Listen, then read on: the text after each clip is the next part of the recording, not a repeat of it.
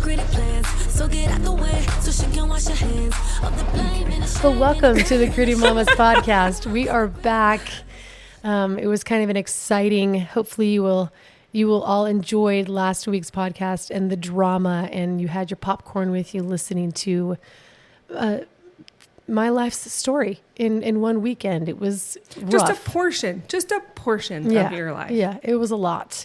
But hopefully things have simmered down a bit, and hopefully by the time you're listening to this, he will have been served. And I'm hoping that he just accepted and the temporary order became permanent. For 3 years. Yeah. Oh, that would be nice. And to clarify, though, we usually talk about the petitioner. And in this situation, we're not talking about that petitioner. Mm-hmm. And you became the petitioner in this. I know. And if you don't know what we're talking about, you got to go back and listen to the other episode. And while you're there, like and subscribe. Yes. My goodness, we forget to say that and help us. Because it's annoying. Yeah, I hate it. But it does help. It does, because people are like, oh yeah, because they don't think about it. And you can write your reviews. I'm guilty of it 100 times over. Write the reviews, write the comments, like and subscribe. Download all of it, because it does help, and eventually we'll make more than 34 cents on this podcast. I think we're making more than 34 cents. So too. We got to be at 40 now. It could be. I mean, I know that it costs $20 a month, I think, to even have the platform running, and it's paying for itself. Hey! So maybe we're making like $25. This is awesome. It can only go up from here. I mean, it only has gone up. Yeah. We're here again at Sundara Studios, this beautiful location in Bluffdale, Utah, right off of the exit of 146th South, just past Draper and Bangor Highway. And it's just a little hop and skip and jump away from the exit. So it's so close. You can come here for all your wellness needs, wellness aesthetics, primary care, anxiety solutions, laser hair removal, diabetes. Anything that you can think of. I want to use that machine they have that tells you like your fat muscle ratio and all of that stuff. That machine looks sick. I don't really want to make a video of it. I thought we could record ourselves doing that, and I was like, no, I don't really want to show those results. Oh, I think it'd be great. We can do yours. You're first. No, you do it. I'll do it. I did the stellate ganglion. Like, I have learned that about myself. I will do it, and then everybody else will do it. Same with like babysitters. I'll try out the babysitter, and then friends and family will call that babysitter. I'm like, what the heck, people? Like, anyway. You have to be the guinea pig? Yes. And half the time I will gladly do it. Because you're not a fearful person. Yeah. Thank you. So here we are again at Sundara Medical. We're always going to give them a shout out, because this is their they're studio. Basically sponsoring us. Sponsoring the podcast. It's always going to happen. So please like and subscribe to them as well on Instagram, and check out their website. Whitney is Whitney Vibes, isn't she? Whitney she's got _Vibes. And then she's got Vibe Inc. VYB. Okay. And that shows all of her eyebrows and permanent makeup that she does. What is Sundara's Instagram? I think it's just Sundara Medical. I think SUNDARA. Yep. And then medical. Okay. And follow Carly Tall on Instagram. No, do not. I don't have a public one. People try to add all the time, and it makes me nervous, because my kids are on there, right? Like, if it's just me, so are mine. Isn't that funny? I know, but it makes me nervous. People are different. Yeah, you and I are opposites, and that's what makes it work so well. You know, I need to have one. It's a long story. I used to have these other two that I would just put stuff on for different, for my crafty, artsy stuff or whatever. And I tried to get back on, and I can't, I don't remember the password. I can't get into them. Yeah. And so, I basically don't have control of those accounts. And I got to, create a fourth one to start so that I can have a public profile. Yes, you do. It's just, I tried to do it one night. You have a lot to offer the world. With the things that you say and the things that you post. I mean, that's what drew me to you were your stories on Instagram. And it's like a full-time job, though. Tell me about it. I know. I know. I just have this one friend from high school that we tend to talk more religion. She's like a Protestant, maybe, just a traditional Christian. And so we talk religion all the time, and it's so fun. But it takes, when she has a question, it takes my whole day to have a conversation and write the right response or whatever. I can't imagine trying to run a thoughtful Instagram account where you're responding to other people. Yeah. It feels like a lot of pressure. Sometimes you just heart it, and sometimes you just can't comment back. And it's kind of nice because some people will write in and say, I don't even know if you'll see this. And I'm like, okay, that's good. Like, they understand if I don't respond or reply, because there's certain days where you're inundated, you know, but we want to be inundated on the podcast comments. So here on this YouTube I will page, say I do respond to a lot of comments on YouTube. So that is a way that I will interact with people. It's not that I don't want to. It's like there's a time and a season. I know. You know what I mean? And there's also like, I carry this anxiety when it comes to that kind of stuff, and I can't describe it, but it's like, I don't know if it's pressure or if it's just fear of the unknown or of what, having your page public? Yeah, and like having to communicate with people I don't know. Well, you don't have to communicate with them. I know, but then why have it? Well, some people have it to post their pictures of their kids to have a chat book, you know? And that's why mine is private. So I have that, right? Yeah. But to go public and to have an account that like adds to the world, you know, but that's like, what I'm saying. You have so much to add to the world. Just makes me nervous. It makes me nervous about like the time, and then about... Well, that's the beauty. It's yours. You have complete ownership and control. You can post as much or as little as you please. I felt like when we started doing this, I was worried that I couldn't handle negative comments online. And I've been kind of surprised at it's pretty easy to see the bot-like stuff, you know. It's pretty easy to not care about what random people I don't know think, you know. And so I've been surprised at how little I care about that. Good. So maybe, I don't know, maybe having a public Instagram account wouldn't be that bad. You guys need to tell us in the comments. It's not necessarily going to change your mind, but she's got such the cutest names. What with like Conversations with Carly. We've got Carly Creates. But that's one that I can't get into. Carly can create and Carly can relate. Yeah, but I can't get into them anymore. So it doesn't, like, I don't know what the passwords are. And I don't even know what email I associated with them. You know what I mean? So it's like, it's impossible. So I have to come up with something new. Or you spend an hour, which you don't have time to figure out how to get back in. I've tried twice. I know. I'm like, I don't even know. I hate technology. I know. So I could do like Conversations with Carly. I've thought about that. I don't know. I'm waiting for that fire, that, you know, burning feeling of like, it's time. I think maybe once I get my kid on a mission, or maybe, you know, like I just feel so overwhelmed with. Because think about it, when your kid's on her mission, she will be able to use, this is my mom. Look what she said, and she will show investigators that. I can share her stories, you know what I mean? Both ways, I know. Both ways. You know? I'll keep thinking. I enjoy having a platform to be creative. There's nothing more that I like than being creative. I really, that's kind of my happy place. Today, we wanted to talk about something exciting and fun. I used to throw these mominator parties. Have you ever been to one? I didn't even know you threw them. Yeah. I mean, it was kind of like a party to promote like my latest book that I wrote, or it was always meant to be a night out. Did you write the book, or did you? Both. Well, not both. Yes, I did. I wrote them and then had an illustrator, two different illustrators. Cool. Yeah. So I was always like, I wanted moms to have a night out where they could just party. And my first one was so much fun. I had a group of Polynesian bodybuilders come. Oh, fun. And they all flexed as if we were their show. Like we were at their first show while they prepped, you know, and we had old ladies grease them all up. And I was like, ladies, he is a weed whacker, and he will come and whack those weeds. And they were all laughing, and he like came out pretending to whack weeds. And then we had a piñata with it was like a bikini piñata, and it had lip gloss and bubble gum inside. Oh, that's a great idea. It was fun. It was probably the best one. It was the very first one. The second one. Imagine the aggression though that you could take out on a piñata as a grown adult. No, because we had a dishwasher we could beat. I brought a dishwasher. What? And we beat it to death. That's amazing. I had my own rage room. I've always wanted to go to a rage room, but I don't want to pay to go do that. Yeah, no kidding. And I have been to a rage room, and I will say, it pulled my shoulder because you're hitting so hard, and dislocated, and then people will give you it's like metal and glass and all the things. I had glass shards in your hands. Not so much that as it was like black, like grime, dust, not dust. If if you think of anything, grease, it was like black grease all over my fingers, all over my clothes, at the bottom of my shoes. I was like, I don't know that I want to do this again. And my shoulders hurt because I was hitting things so hard that I was popping I my think hitting a shoulder out.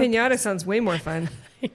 But Let's the stick with dishwasher was that. kind of nice because Where did you get a dishwasher? I have a dishwasher at my house right now that I am trying to get rid of. Maybe So, we should take that to the party. You know what I'm saying? I know, here at Sundara. Yeah, no, that would be a little. The second party was at the Life Center Athletic Club because I was like, what if I always wanted to do a party for women, things that I would want to do even as an adult. And I was like, I want to go on water slides just like my kids. Yes. You know, but I couldn't find a water slide. I mean, it was too expensive to rent like freaking Raging Waters or something. And I needed more women to come. And I was forking out all the money to do it, you know, and they were paying $5 or $10. And so I just had them come to the Life Center pool. And we had like all you could eat snow cones. And we had a belly flop contest. It was hilarious. You did not. It was hilarious. And it was so fun. And we always have a dance. And then I had fire dancers. I always have Polynesians at my events. I don't know why. So the first one we had the bodybuilders. The second one we had fire dancers and eating the fire. And it was like a luau, but with snow cones and the belly flop contest. This sounds like a party I want to go to. Yeah. And then the next one I had at the Life Center again. And they were all signing Nico's little cast because he was a baby at the time. Oh, that's sweet. And we had another dance. That one was kind of taken over by the petitioner who decided to turn it into his own personal music video, but that's fine. I just was like, oh. Because it was all there and planned and ready for him. You know, he could just kind of swoop and slide in and kind of take over, and I would just let him. But this was for women, wasn't it? I know. But he would come, and I would want him to come because he made it a party, but then sometimes was like... There was an ulterior motive, you know, every time it felt like sometimes. So that's frustrating, but it was fun. And then I had another one planned and it was called Mominators in the Wild. And I had the invitation. I had already sent it out, the graphic, you know, design. And we were going to have what's the bull? Mechanical bull. Oh, we were going to have it because it was like I had a cowboy hat, Mominators in the Wild, like lasso. I was going to have women doing, because when you see women doing that, it's always like kid birthday parties or you know, so I was like, this will be hilarious. Or bars, and we don't go to bars. Yes, watching women do a mechanical bull, doing line dancing, like just like cowboy themed. Yeah. I already had it at Noah's, I had it all planned. And then he left me. And everything that I had ready, everything that I had saved, you know, because the money that I was making from the vlog, I had saved towards this event because it's all out of my own pocket. Right. And it was a way that I could promote my little books, you know. Right. And I would balance out the cost of the venue with the sale of the books. So I was never really trying to make money, but I wanted a night out for women. Yeah. And it was so fun. And I still have music videos. I will try and link those at the bottom because they're fun to watch. But I had to take all the money that I was hoarding for this event and survive on it. Right. So that never happened. So I have wanted to, and then I had another one. It was called, that's when I had my Mominators, I don't even remember the name of my book, Mominators of Grit with Grit. It was my third edition of the Mominator book, and it was called With Grit. I can't even remember the name of my book. That's so sad. It's on Amazon.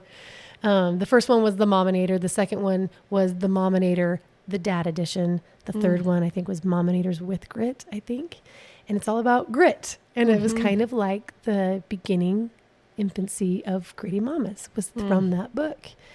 And I should have brought one tonight. And so I was promoting that book and a bunch of T-shirts. We had it at Gardner Village in one of their main like events where they have weddings, you know? Cool. And we had food. Of course, my harmony group sang, and I had booths. People like you, it's like a super small version of, what is it, Swiss Days? Like or anything where you have booths, you know, like a fair of goods, you know, earrings. There was ear piercing there. Dr. Cope was there doing Botox on the spot. I had a girl doing eyebrows on the spot. Like, it was fun. And my dad was there, and he spoke about his life that is full of grit, you know, and overcoming. And then we danced after. So that was fun. And it's time for kind of another one, but this one is a different purpose. And this isn't about fun. It's about survival. And it's more geared to a certain audience, not so much any woman can come. This is specifically for, I like to say, at least because it's kind of by invitation only. And so if you're listening to this, if you have been in family court, past, present, or pending, and that might mean if you are remarried for 12 years and suddenly you find yourself dragged back into court by the ex over some stupid issue, and you're back into to family court, the system, the corrupt system.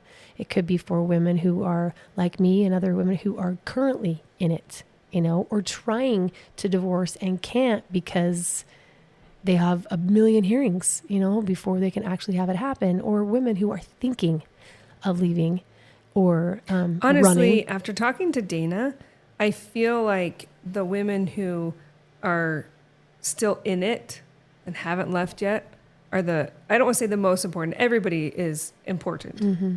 But the difference that can be made in their situation seems to be greater. You mean women that are in like toxic relationships? Yes, that are thinking about leaving. Women who are needing to leave but haven't yet.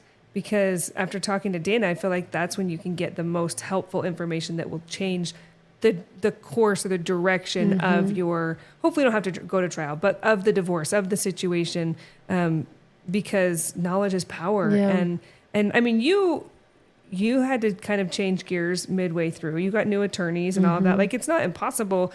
And, getting Dana, you didn't have Dana from the get-go either, right? So, I mean. But she could have made my life a lot more easy or simplified if I had known the stuff that I knew. I mean, that's life. But you only know what you know. Yeah. But the sooner you know it, the better is what I'm saying. So I'm like, it's also for women that are married that are like, I don't know if this is going to last, or is he abusive? Or scared. Or whatever. Yeah. Come and listen. And when you say by invitation only, usually that means, it's kind of confusing because usually that means like you're going to receive an invitation because you are like chosen. Yeah, but this is like digital. Not just that, it's you choose yourself and you reach out to Julie online and you say, I want to come. It's not like Julie doesn't know every mom in this situation. Isn't going to it's not like the, what I did was I posted the graphic. Yes, but they still have to reach out to you. Yes, because they're like, well, where is it and when? I'm like, well, that's censored and blurred on purpose. Right. You've got to let us know so that we can, the idea is we want to make it a safe space. And there are women in these situations that need extra caution and care. And we want to be very sensitive. Because there are some women, that won't come because they're scared. They don't want to be seen. Yes. And so that's another group of people that I think can come if you know of someone who is in a situation that you think is toxic, and maybe they're blind to it, maybe they don't see it, or maybe they do see it and are afraid to leave. You are welcome to come with that person or instead of that person, so you can know how to help her. Because this isn't, Julie talked about fun events. Like you were explaining like really cool, fun things. And not that this isn't going to be really cool, but it's a different night. It's for resources. It's for like therapy and meeting other women that are in your situation. Yeah, the point of the night is to connect, to listen to other survivors, exchange phone numbers. It's to listen to legal experts. It's to listen to people who have resources. And I'm inviting, certain foundations. I'm inviting the FADV and the Utah Domestic Violence Coalition, and I don't know that they can all come, but there will be resources from other women. You're going to be reaching out, and Sundara is hoping to participate in some ways too. I mean, it's still far enough out yet that I don't know that we have things like actually. Well, there are a few things. Yeah, so the event is going to be here at Sundara. Yeah, it'll be at Sundara. Here at Sundara, they have a beautiful area for this event to take place, but there's going to be swag. It's not going to be like a big, huge party like the last one, but it's still going to be a night of release, therapy, safe space, connection, friends, a place where you don't feel alone. Kind of like the message of Sundara, where they're trying to match up like your emotional and physical health and your like aesthetics and like the spa type feel. Because if you feel good physically, everything. I mean, it's all connected. Yes. So yes. there's also going to be Salt Lick Catering is the name of this catering company. Salt Lick. They do I don't know if it's Wetzel's pretzels, but they have like these gourmet pretzels. There's going to be ice cream. I mean, there has to be. Yes, when Julie's hosting. And do you have a sponsor for that yet? Should we walk across the street? Grady Mamas is the sponsor, but also the women that do reach out, and Sandara is, and Alpha Flow Athletics, which is on the side of this hat. Alpha Flow Athletics has sponsored all the hats. Mm-hmm. But do you have Sandara's right across the street from the ice cream place you like? Yeah, I should go right there. You but should go Salt across Lake the provides street. both, but I should go over to Snow Grove and be like, Yeah. we're right here. I Do know you have it's not a some bad idea. small cups of whatever? Mm-hmm. That would be cool. So yeah, if you're listening and you are interested in sponsoring this event, we will not say no to that, because I want to make this something where the women continue to come back and it builds into something bigger, better, stronger, faster, reaches more people. Because like I said, we're going to have a lawyer there to do a Q&A, and that's not going to cost these women anything. We're going to have probably Whitney and some of her team talk about wellness and primary care, and how the stress that these women are experiencing is affecting their physical health. We're going to have probably Kendall or his team talk about the stellate ganglion block and how you can get anxiety relief from that. We'll talk about Whitney and how it helped her PCOS. And so that's just like the physical part of it and the mental part of it.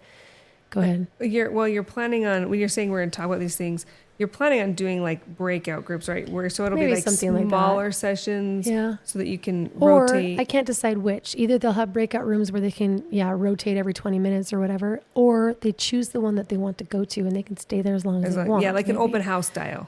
I love the open house style. Yeah. Although then you don't know when the beginning and the end is. So I still need help figuring that out. But then there's going to be, I might, when I went and did Shield Maiden with Satema out in Destin, Florida, it was like this female boot camp. I don't know if we talked about this yet, but I'm kind of like, wah, wah, wah, when people talk about meditation. I know it's good for you. I know the pondering and the meditating and the ADHD brain hates it though. I can't do it. Yeah. Because I'm just like, oh my gosh, I'm so bored, or I got to get up and get moving. I decided after you sent that chart, I am for sure hyperactive. The one that Whitney said? Yes. Whitney said, the ADHD chart. What was it? What were the two? Inattentive and hyperactive, and then there's one that's a combined type. Yeah. I was like, wow, I am more ADHD than I thought, because it was like, yes, can't sit still, all those things, but always must be doing something to feel productive. It's not a bad thing. And that's honestly, I kind of have to have this survival technique to live my life with all of these kids, It's a superpower, actually. Yes, I'm trying to now bring it back in, as we were talking about Satema and Shield Maiden. Okay, so I'm there, and he decides, after we've done these vigorous workouts, dragging ourselves, sugar cooking is what they call it, through the sand. Yeah, we did Remember talk about that. Talked about that. But then he did breathing techniques. Oh, yeah. And I hate that stuff. I think we did talk about that. Did we? Maybe just together. I don't know about on the podcast, but I'm like, because I don't want to sit there and hold. Yeah. I just didn't want to do it. I know it's good for you. I know I'm the same way. It feels weird, especially in a group. It feels weird. It does. Yeah. But I did it because that's what we were doing. And it was hard because he makes you hold your breath until you think you're going to die, and then he'd say, okay, and this was his partner doing it. He's like, I got you, 10 more seconds. And then you can take a breath, and you're like, but it's in those moments when you're vulnerable and your body's like, it's depleted of air, and things happen when your bodies are vulnerable like that. And like, for example, you think of people on a life raft in the middle of the ocean, and they start to hallucinate, and they're drinking the salt water, Yeah. And it's then when their bodies are depleted and tired and fatigued and malnourished, that's when they start to get like literally possessed, right? I mean, have weird visions or whatever. Yeah. I mean, why else would the devil and his demons go into swine. You know what I mean? Like they're trying their hardest to get into the bodies of man, you know, and they're going to attack. That's why they talk about sleep paralysis. Well, I believe, I mean, I've had 3 very dark visits from. Have you really? A demonic. This might be a different, maybe an off podcast or maybe a different podcast. I'm happy to talk about it. Yeah, I've had 3. Because like I have another friend that's experienced it, but there's a whole podcast. Oh, really? It's called, I think it's Angels and Seer Stones. And they're these they're professors and from BYU actually. And it's like folk stories, something like that. But they talk about that kind of stuff. But sometimes people say that maybe it is, but then I'm like, wait, no. They talk about sleep paralysis and how you can't move. Yeah, it's and real. You can't, because it has happened to me. But I don't believe that I was like, it was a sleep thing. I believe because I felt a dark presence. No, they say it's like evil spirits. Yes. And like sometimes freaking Satan.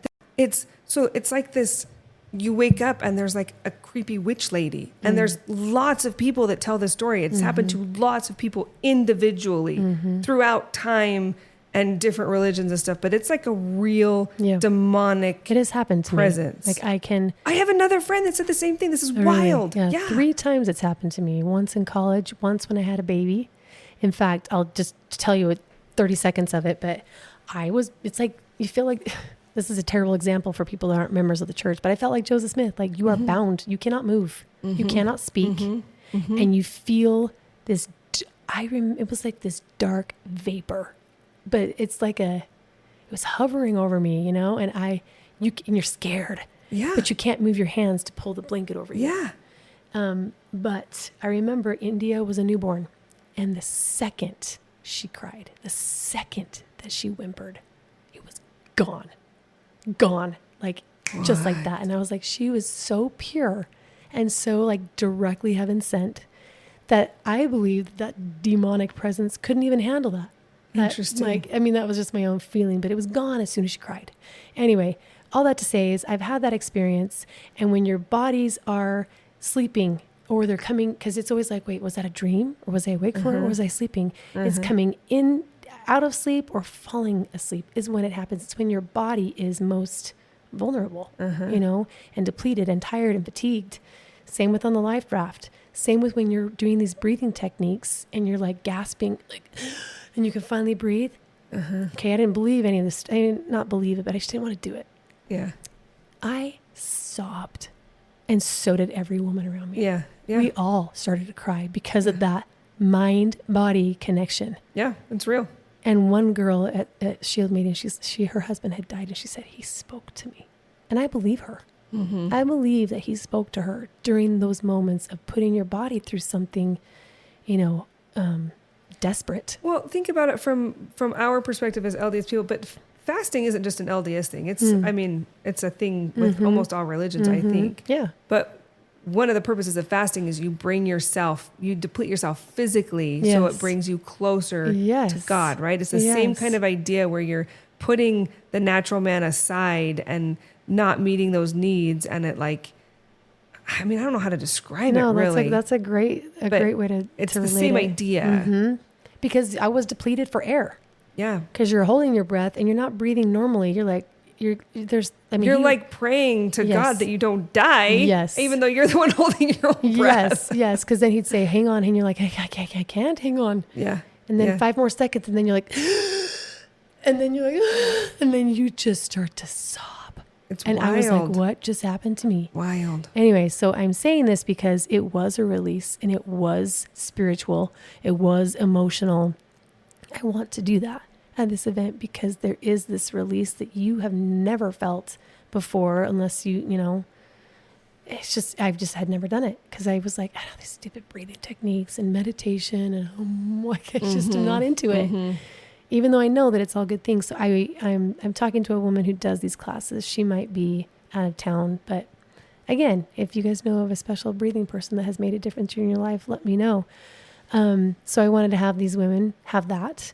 And then obviously we're going to have treats and snacks. There is going to be things that they can take home. And then most importantly, resources. I have a huge list of resources and ways to apply for Utah Heat and the weatherization program and EBT and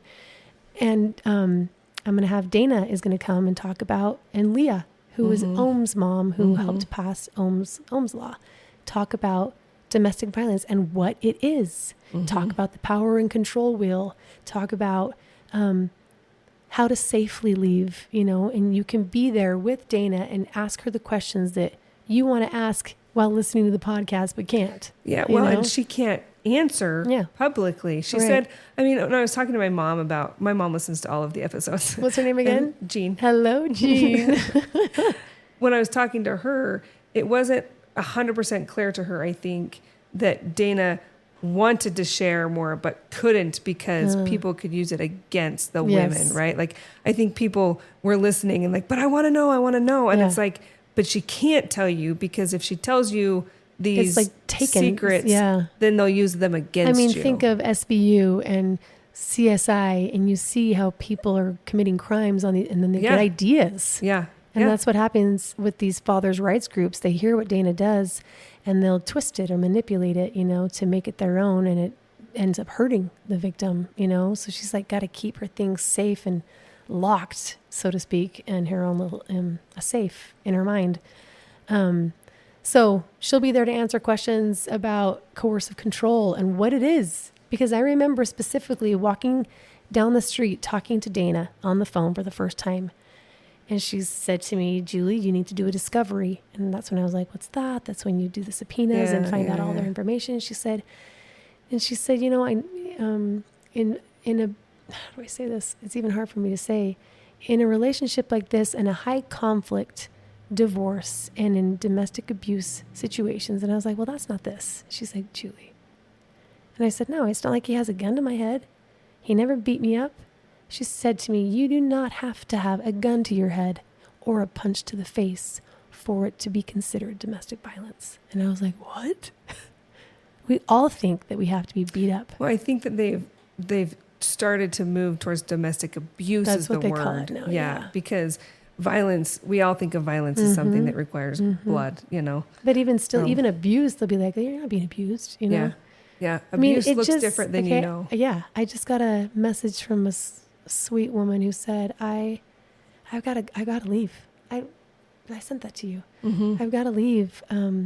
My spouse is an addict and he's doing things that I don't know if she's fearing for her life. Well, no, she first sent me a message and said, can you give me more information on maybe your lawyer and your, I'm married to someone who is an addict and refusing to change and is making threats or doing these kinds of things. And I said, this is domestic abuse and you need to get out of there and you need to make this call and call Dana. And she's like, no, this isn't domestic violence. It's just, I haven't been abused yet. Yeah. Is what she's saying.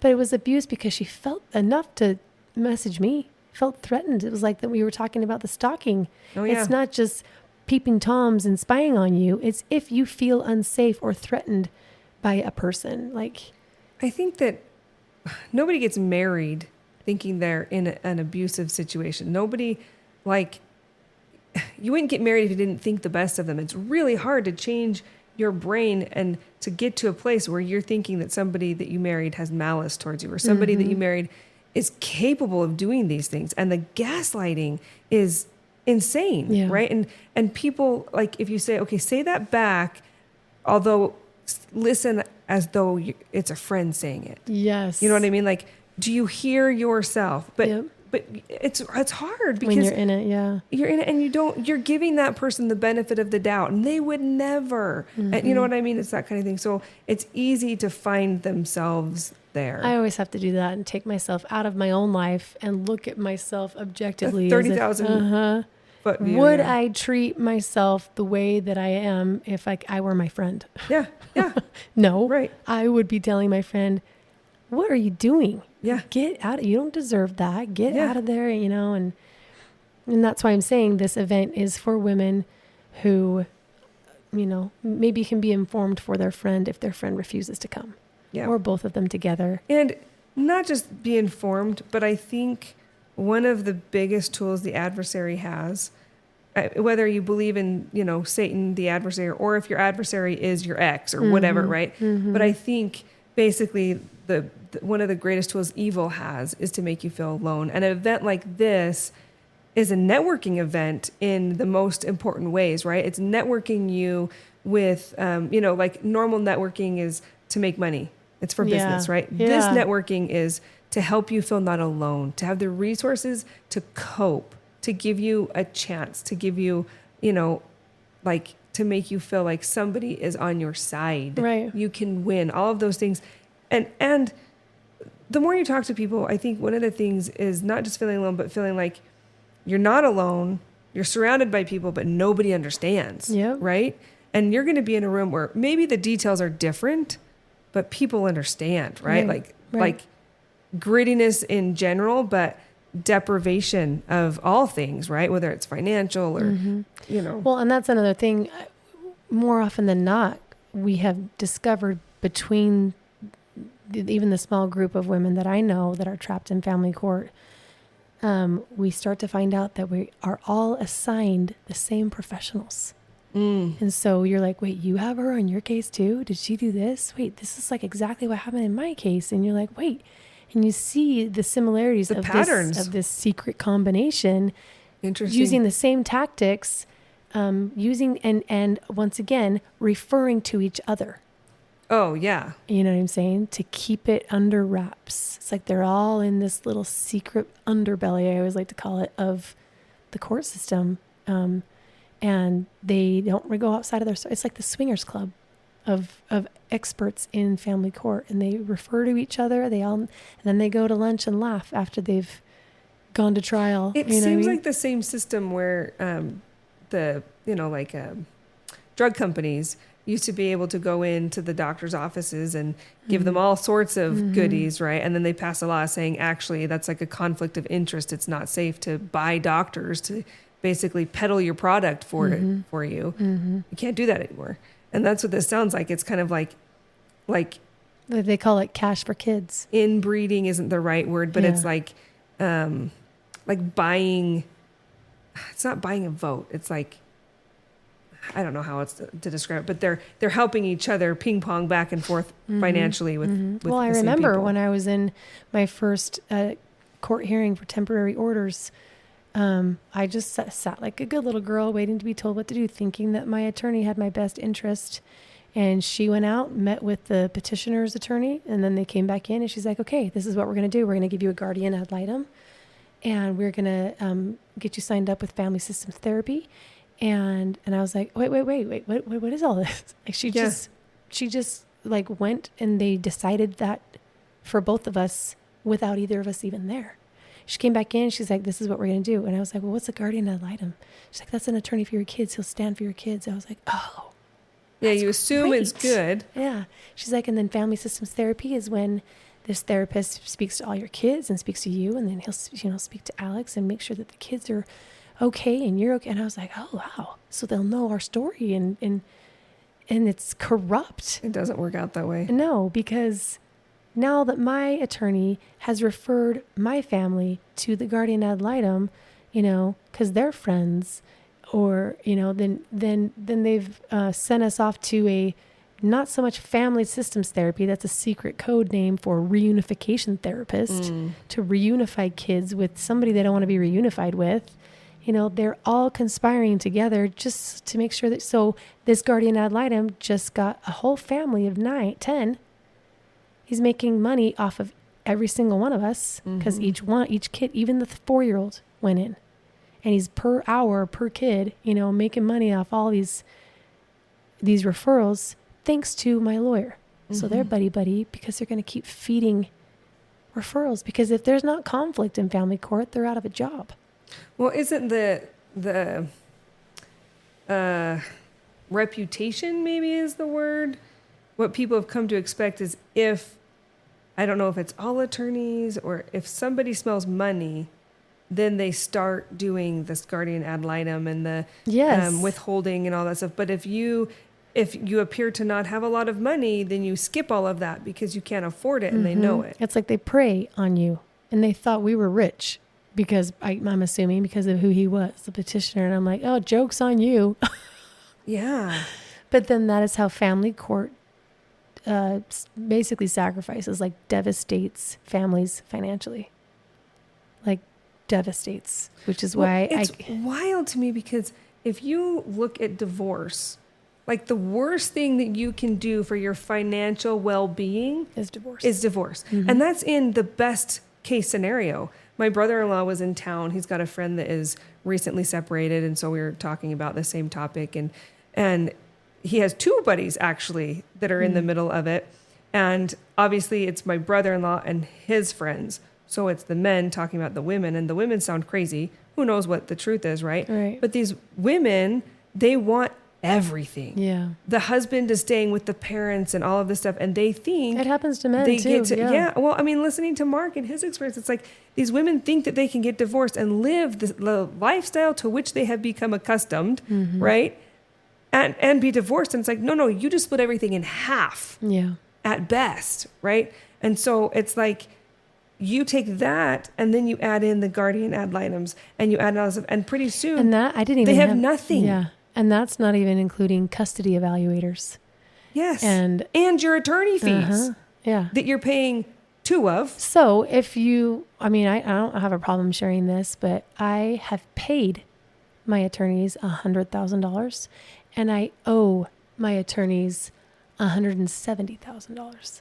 So that's just under $300,000 that incredible. he was ordered to pay, which was then overturned by judge number 2, but, so yeah, it's no wonder I couldn't afford those police reports last time. Yeah. And then, I sold my puppies to be able to take my kids on a trip, right? Because Adana's going to be 18. She'll be 17 by the time we leave. And I was like, I refuse. He left when she was 12, for her to have her entire teenage life. No vacations. Nothing. Yeah. I mean, as a family anyway, she's done a few things here and there with a friend or a cousin, but like, there's not that bonding experience, and Bear Lake for 2 days does not count.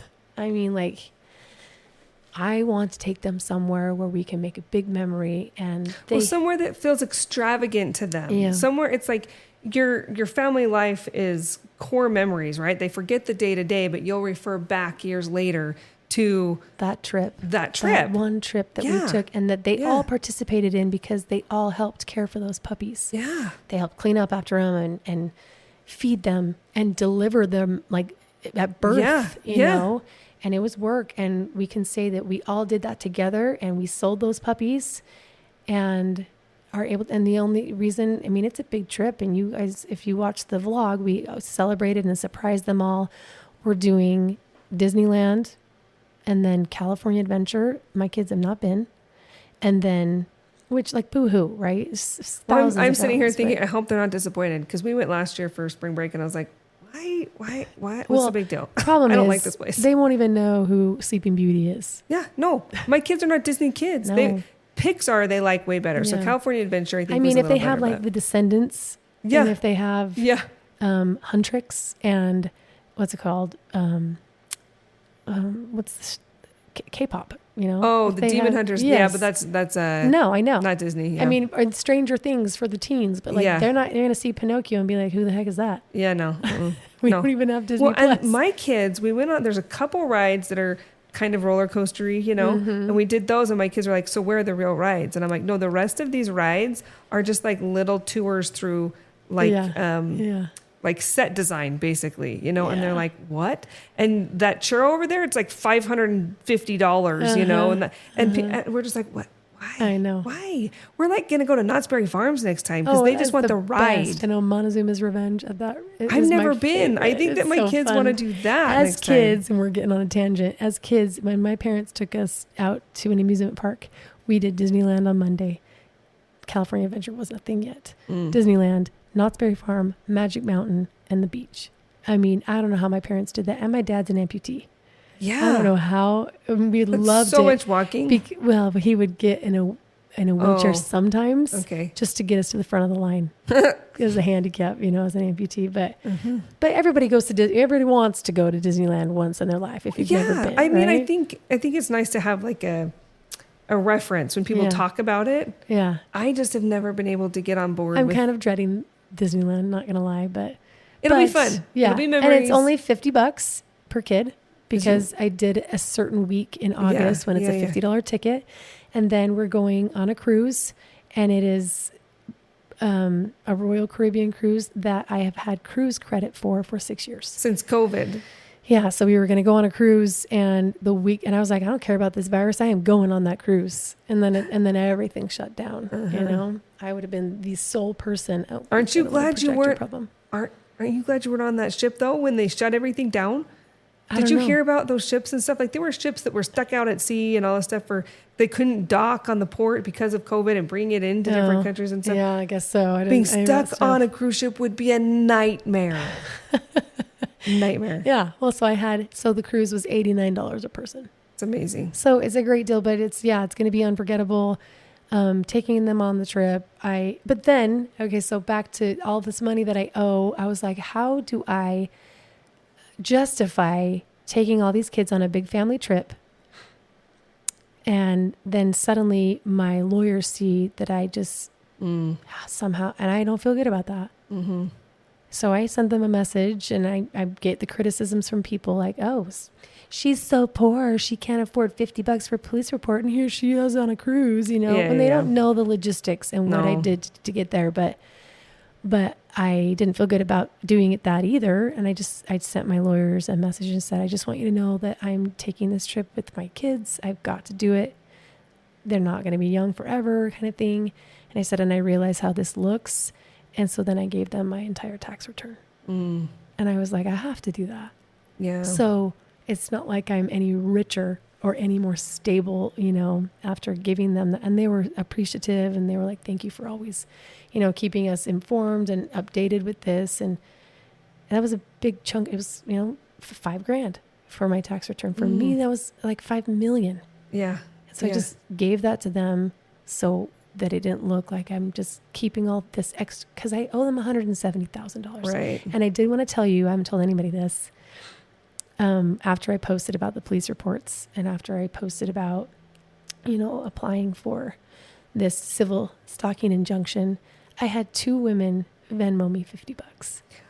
Really? And they said, no single woman who's a victim should have to pay to get police reports, to file for safety. And I was like, oh my gosh. That's amazing. It was so kind, and it was so sweet, and it made my whole day. $100, from 2 women who said, here's $50 for that police report. You shouldn't have even had to pay that. Like it was, and I will say also, and I keep forgetting this, you don't have to do it the way that I did it. You can go to like Safe Haven or any of these refuge, I think there's a place called Dove something. There's so many.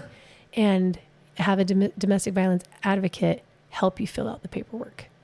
I just happened to do it. It wasn't super hard. Will they pay for it? And I only had to pay for the reports.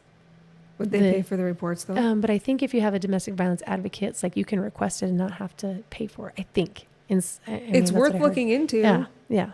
Okay. But I just was like, you have the time. You have to just do it. Yeah, I just had to do it. So anyway, that went in a whole bunch of different places. Went from Gritty Mama's Night to going to Disneyland and going on a cruise, and the generosity of people and people looking for are sponsors. Still good. Yeah. I feel like if anything from tonight, I'm leaving with a smile on my face, knowing, I'm thinking, why didn't I even think to do that? Like, I know this stuff is going on, but that isn't what crossed my mind to send $50 first. I wouldn't even think to look for your Venmo. How do you find your, that's not even crossing my mind. I wouldn't have done it either. And I love those women. There's such good they really are people out there. Because they took the time to look for my Venmo. Yeah.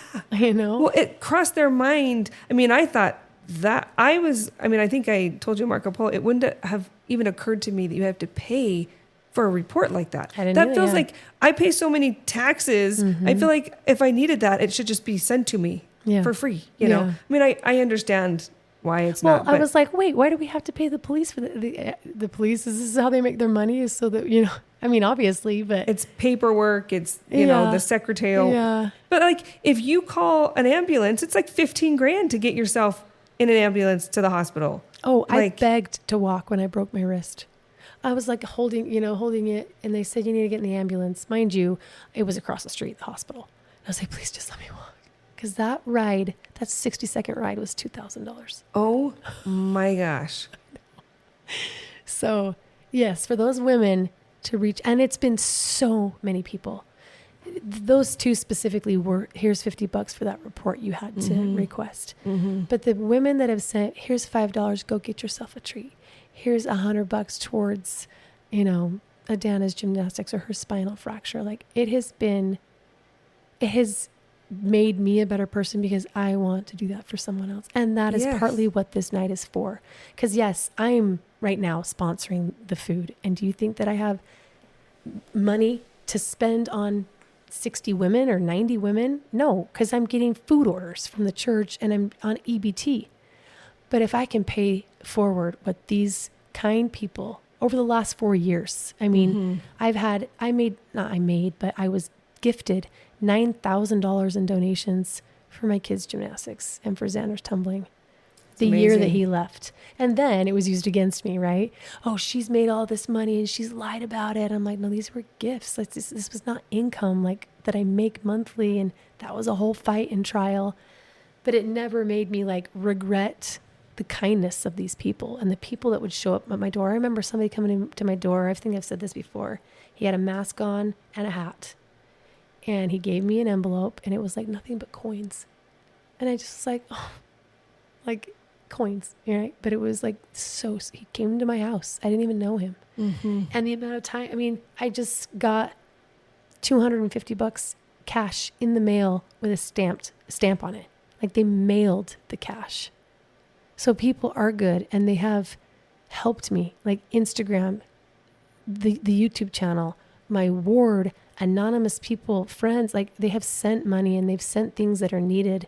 And I never want to not acknowledge that because yes, as hard as this has been and as in the deepest, darkest parts of despair that I've been in, these servants, right, or angels on earth have helped me survive this far and up until now. I mean, it doesn't take away everything, but in those moments, you have to feel seen, right? It's like you just need that little bit to be reminded that you are loved, you are seen, it will work out, and there are good people. And the people that say, keep going. And just those words, keep going, keep going, keep doing what you're doing. And I'm like, yes, but it's so exhausting. Every single month, I'm like, I have nothing left. I mean, physically I'm depleted, but also I have no money left. Every single month, and I don't have enough. I've got church helping me. And I just got a new bishop. So I'm like, well, crap, how do I go to the new guy and say, can you help with this too? But bringing this back and kind of rounding this all out, thank you to all of the people that have helped and continue to and have in the past. And I want to pay that forward in a way that I think would help women in my situation. It would be to have resources right there available to me that I didn't even know existed. It would be to be able to talk to a legal expert and be like, well, what do I do if he says this? And how do I get out? And how do I pay for this? And how do you get a retainer? And it would be, how do I help I had an abnormal mammogram, you know, how it affects your physical well-being. And what do I do about the stress load, the stress level, and snapping at my kids and what kind of, like, I got put on some temporary medication to help me cope. And who can I talk to about control? And is this manipulation? Am I being gaslit? Is this a narcissist that I'm dealing with? Like, I want to have an informative night, but more than anything, a night where women connect, feel friendship, feel, like, oh my gosh, you know exactly what this is like. Well, safety. You're describing safety because, I mean, it was your birthday? Was that your birthday that we went and did pizzas? And there were women that were stuck in family court that were there. And I was just there. I don't know why I was there. I told you to come. To celebrate with you. Yeah, but I was not in that club, right?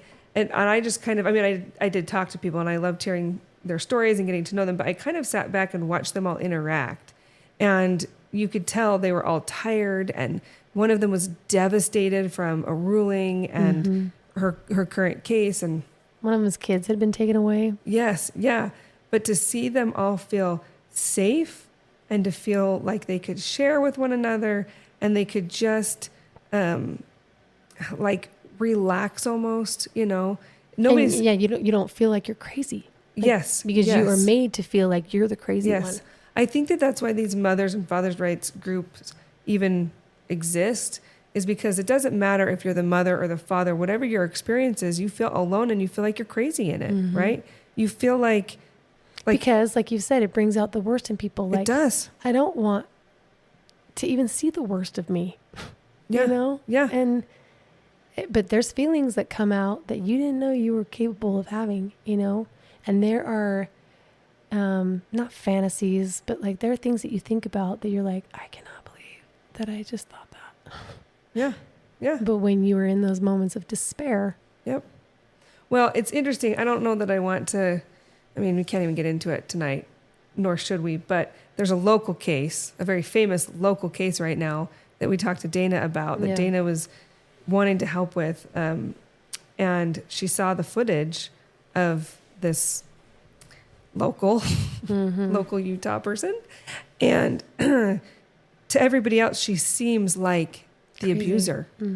And Dana has seen all the coverage and has followed all this stuff. And she goes, I can prove, like, as a witness in a court of law, I can prove that she has been abused, and that this behavior, it's not that she's excusing bad behavior, but she's explaining it. She's saying, this is the behavior of a victim who's been victimized for a long time. And it's reactive abuse. It's reactive abuse. And I've listened to commentary from, people all over the spectrum, from politics to religion to whatever. And you can see like the disdain on their face and coming out of their mouth when they say, well, there's theories of reactive abuse and whatever. And you can see they don't understand what it is. They don't get it. And I'll be honest. When I think about Dana and I talk to Dana, there will always be a part of me that knows you find what you seek, right? And she's looking for it because she's trained to look for it, right? And you will find it where you're looking for it. So I'm not always like going to say, well, she's 100% right 100% of the time. However, she is trained and she can describe it. And I think she has a case there, right? And imagine being in this woman's spot where everybody on the planet thinks that you're an abuser, and for somebody to come in and say, I see that you are a victim. Imagine what that feels like, to have somebody understand that you've been abused, right? And that you've done something that you're not proud of, but understand where it came from and why it's there, and that I was abused too. Like, that's the kind of space that you want to create. Is a space where people can come and say, I know I'm not perfect, but I have been a victim and I am drowning, and all I'm trying to do is stay afloat and help my kids stay afloat. That's what we need more of. That's what we need in this state, but everywhere. Yep. So I wanted to start a movement, and hopefully eventually it will turn into something that I can. It will be a ripple domino effect. I hope so. It will be. I hope that it grows and women can feel comfortable coming, and we can expand it to a bigger place and have more resources and more connection and safety in a place where women can feel like they're not crazy, and that even though they may have reacted in a way that they're not proud of, or they don't recognize themselves, that it's normal, and that we're humans. It is human. Because you feel feelings that make you feel like you are a bad person. Yeah. But I've been abandoned, neglected, discarded, forgotten, and parts of me still love him and miss him, and other parts of me hope things that I shouldn't think about. Well, it's I'm more familiar with the world of like religion and politics and that kind of stuff. And people love to talk about cognitive dissonance, right? And they love to pray. It doesn't matter what church you belong to. When you find something out that gives you the ick, or it's history you didn't know, or it's a principle you didn't know, or whatever, and it's cognitive dissonance, it means it's not true. It means you need to walk away. This is a cult, whatever. They talk about this cognitive dissonance where, you're learning stuff that you didn't know and it feels weird. Well, that applies to everything. And what you're talking about is cognitive dissonance, where you're like, I don't recognize myself. I don't know who I am, right? It's like, I know logically something, but I feel something totally different, right? That's cognitive dissonance that you're trying to deal with on your own, and it's hard to explain, and it's hard to understand what's going on. And it's the and principle. I can be a good person and a good mom and have these thoughts that I'm not proud of. Everybody has thoughts they're not proud of, right? But you have to see it clearly and say, I'm a victim, and say, I'm not these thoughts. That's not who I am. It's what you do with your thoughts that matter, and talk through that, and meet with people who remind you of who you really are, so that you can bridge that gap and that cognitive dissonance and figure out what to do. I like to say that your emotions don't tell you the truth. It's just information, right? It's like it's telling you something about what you're thinking and feeling, and what does it mean? What is it saying about you? It's saying that you're overworked, you're devastated, you're unhealed, or whatever it is, and then you can use that to help navigate your journey, right? Yeah.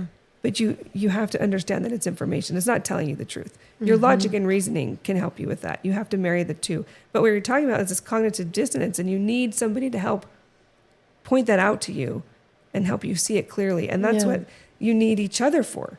Yep. You need to help each other see clearly, and to have resources and all of that. And that's what this movement should be. This is exactly what it is, and what I wanted to turn into. It's like, reminds me of when I woke up, and I posted this in my stories this week, but I had dreamt of the petitioner.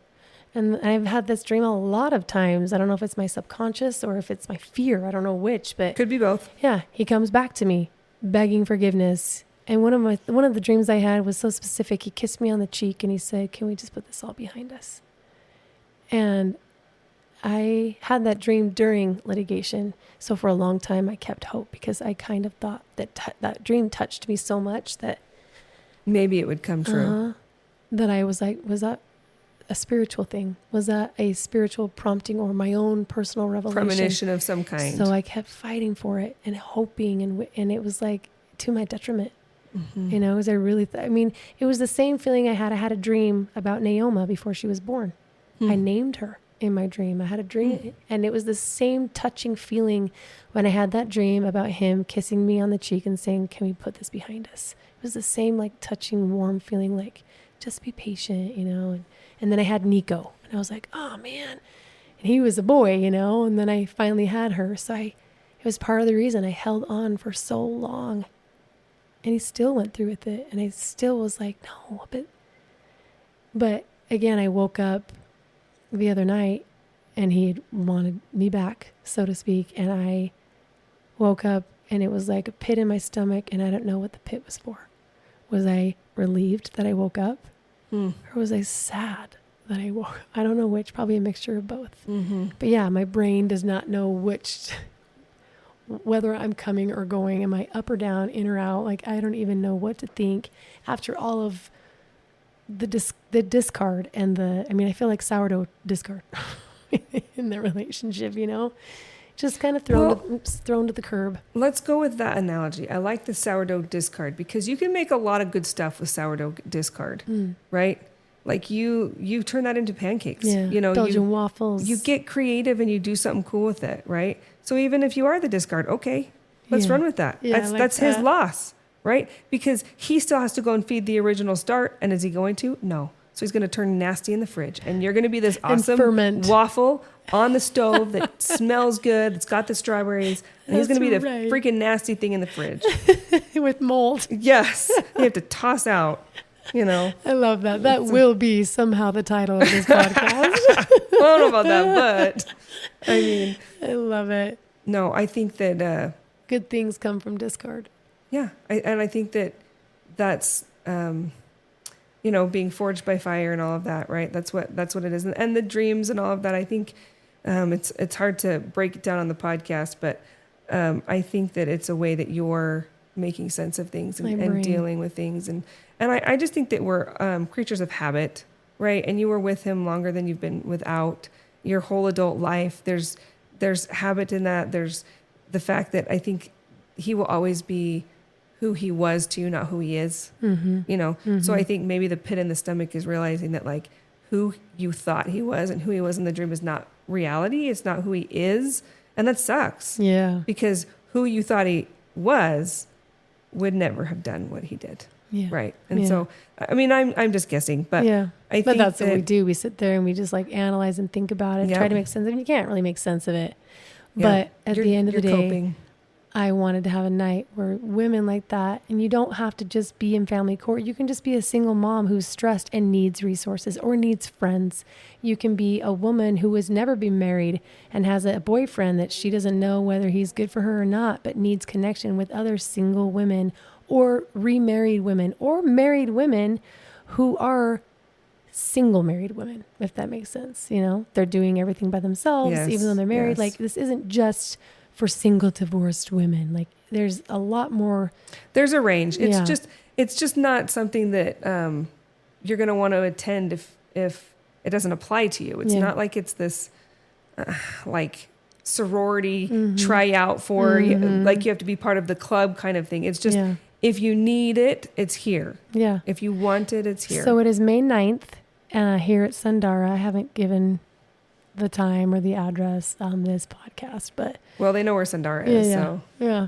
So yeah, show up if you want, but like it might not be for you. But message me in the comments or in my DMs on Instagram or wherever, even in an email, and I'll give you more information and details on that. I think you want $10 just to hold their spot, right? I would love that, just because it helps me know how much food to have. I mean, even though I've already ordered that, it helps me know how much swag to have. And I know that Sundara is going to be offering $50 gift cards for your choice of aesthetics, whether that's facials or laser hair removal or something like that. Yeah, So- and I think I'm just sitting here thinking about our connection. You and I, like, we just connected, right? Very, very quickly.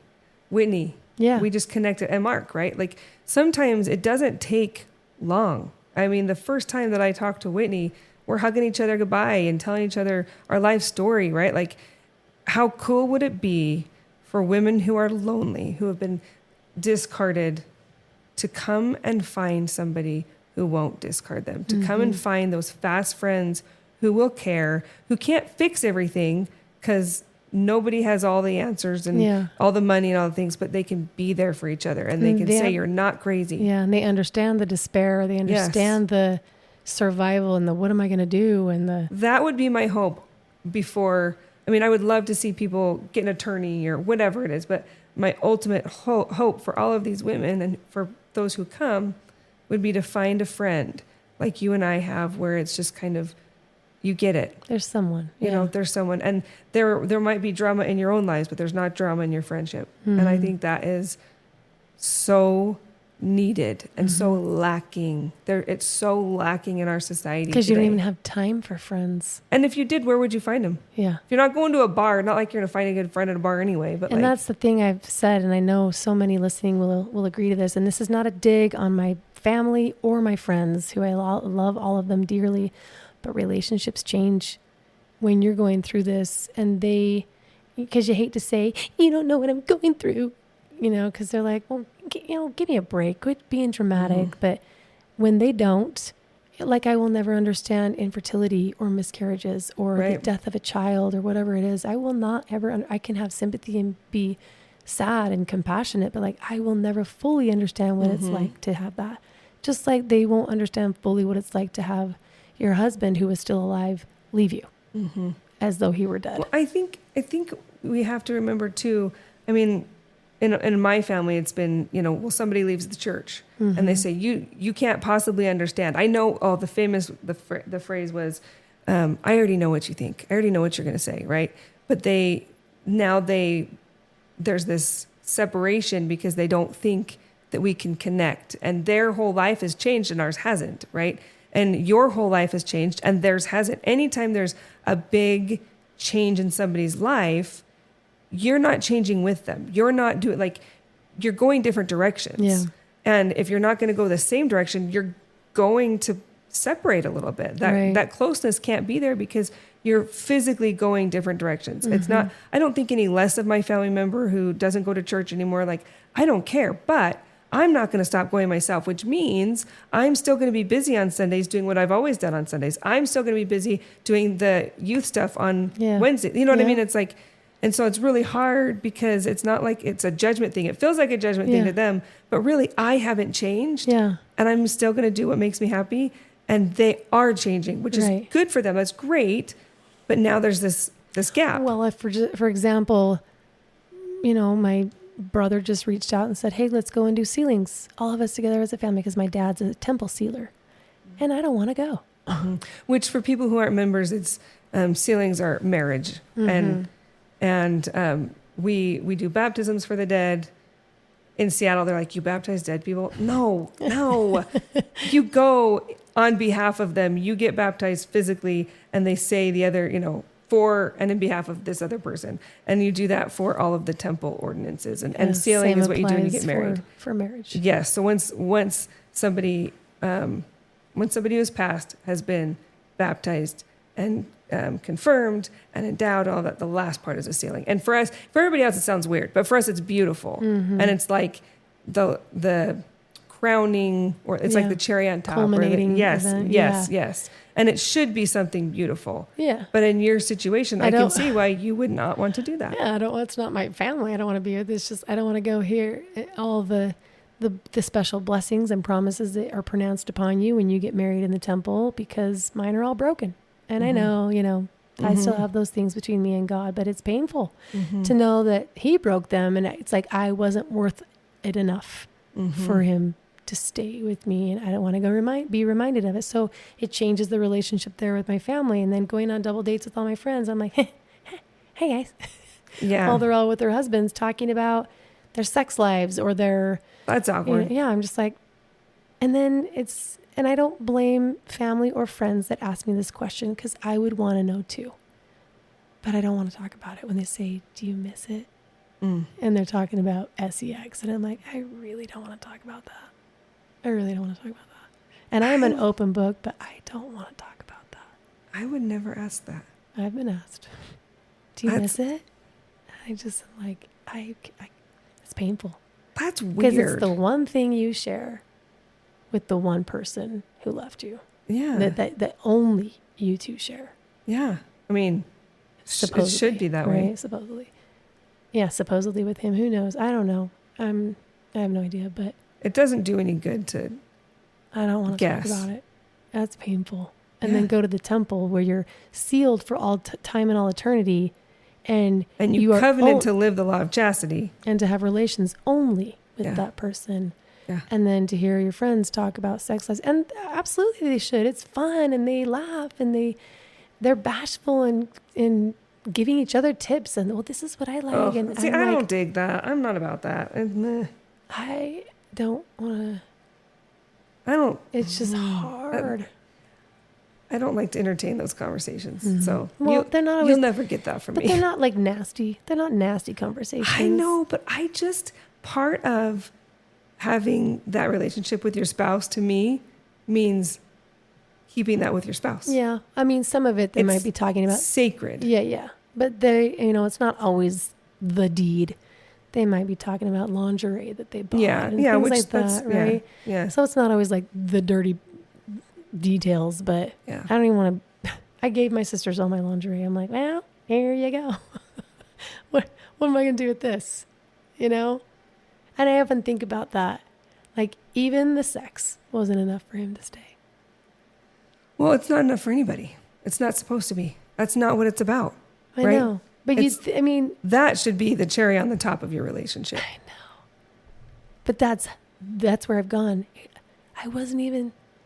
Nothing you could have done would have kept him there, because there's no boundaries. Because I just think that because he's a member of the church, he's going to stay clean and moral, and so he's willing to even forego that because it's so bad. I'm so bad that he's even willing to let that go a bit. Who says no? There's no self-service. I don't know. You don't know what he's doing. Don't. And I am not going to be that generous with him. The things that I would say are not going to be that kind. I'm not going to make those assumptions about him because I don't trust that. I mean, I don't know him. I did run into him at Smith's this last week, and that was so awkward. And I don't even know if he knows who I am. But before, I was leaving the aisle, and he was at the end cap of the aisle almost. It wasn't end cap. It was like a table that had cookies on it or something. And it's 80 degrees out, and he has a beanie on. And as I'm like walking out, I look up and I'm processing this guy in the beanie, and I'm like, oh my gosh, that's the petitioner. And I like book it, because we've never been introduced, and nor will we ever be introduced. It was so awkward. Did you make eye contact? I mean, maybe a little bit. I'm not sure. It was like, if it was like brief, but I was like, I don't know if he knows who I am. I don't want him to.